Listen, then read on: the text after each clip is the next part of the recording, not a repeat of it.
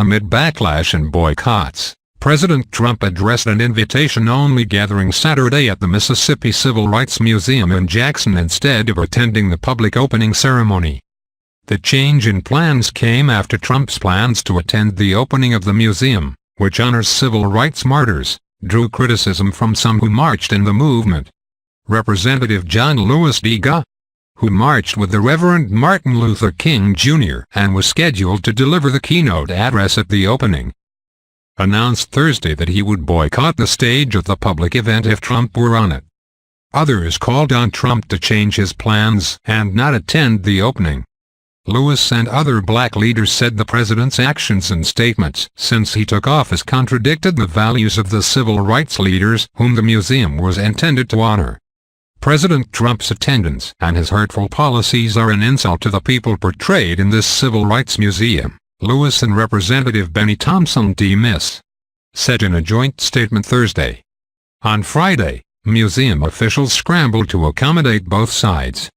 They organized a private tour for the president who was invited to the ceremony by Governor Phil Bryant and arranged for him to address veterans of the cause in a private event in the auditorium of the two Mississippi Museums complex, the Civil Rights Museum and the Museum of Mississippi History. Trump spoke briefly Saturday, peering down frequently at prepared notes. He mentioned several civil rights leaders, including King and Medgar Evers. The Civil Rights Museum records the oppression inflicted on the African American community, the fight to end slavery, to end Jim Crow, to gain the right to vote so that others might live in freedom, he said.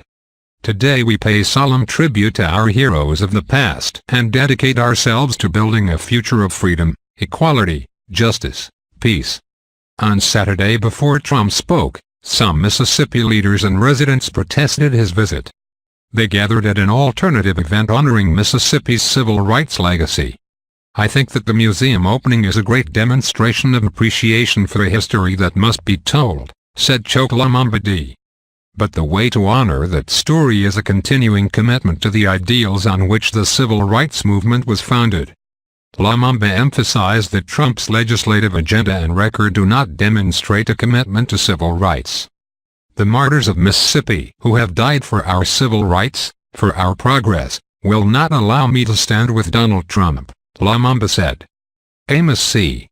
Brown, a civil rights activist who at 14 years old founded the NAACP's first youth council, also boycotted Trump's visit. I'm very uncomfortable with his antics and policies on matters of race and justice, Brown said. And thoughts why people felt, as I do, that his presence cheapened the occasion. It was a mockery for him to be present. He has not been involved at all in the struggle. On High Street, a few blocks from the new museum, about 100 demonstrators stood in a light snow and protested the president's presence in Mississippi. Some put Confederate flag stickers over their mouths as a form of silent protest. Others chanted, "No hate in our state." Others chanted, "This is what democracy looks like," and "Hey, hey, ho, ho, Donald Trump has got to go." Many carried signs. One read, "There's nothing civil or right about Donald Trump." "I think it's very hypocritical of Donald Trump to be here," said Gladys Bunzi, a Jackson native. "He doesn't care about civil rights. He doesn't care about human rights. He doesn't care about the rights of women, and he doesn't care about the rights of people of color. For him to be in the state of Mississippi, which has the worst civil rights record in the history of America, it's a slap in the face. He should not be here." After the president left, many demonstrators headed down the street to the museum's official opening ceremony, where a crowd of hundreds was gathered.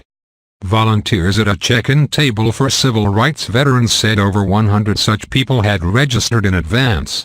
They were given special seating during the official speeches. Those speeches contained little talk of the president's visit.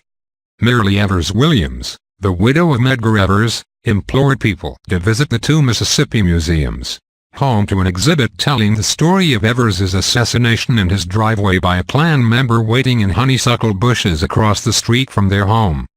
The Enfield rifle used to shoot Evers is on exhibit at the Civil Rights Museum. "I stand before you today and say I believe in the state of my birth. That is something I never thought I would say. In going through the museums, I had a better understanding of the state of Mississippi, Evers Williams said. Going through the museums, I wept because I felt the blows, I felt the bullets, I felt the tears, I felt the cries. But I also sensed the hope that dwelt in all those people. Evers Williams said that regardless of race, creed or color, we are all Americans. If Mississippi can